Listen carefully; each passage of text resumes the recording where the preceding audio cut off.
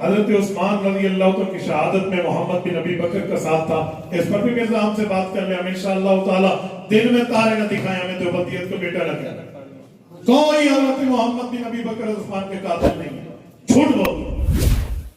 وہ نوجوان تھے اور نوجوانانہ ذہن تھا, بلوائیوں کی باتوں میں آئے کہ حضرت عثمان نے ایسا کیا. وہ چلے گئے گھر میں اور جا کر حضرت عثمان سے بات کرنے لگے کہ آپ نے ایسا کیا, اور گفتگو میں ہاتھ اٹھایا, حضرت عثمان کی داڑھی تک آ گیا. تو حضرت عثمان نے فرمایا, بھتیجے اگر آج آپ کے ابا حضرت ابوبکر زندہ ہوتے تو ایسی مجھ سے بات کرتا. ان کو فوراً خوف اور باہر نکل گیا.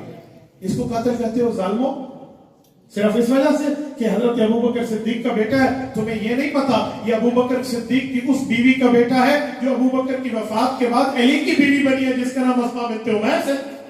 اور یہ اس کے لیے کہا جا, حضرت محمد بن ابی بکر فرماتے تھے کہ مجھے پیدا میں ابو بکر کے گھر ہوا ہوں, میری پرورش حیدر کرار کے گھر ہوئی.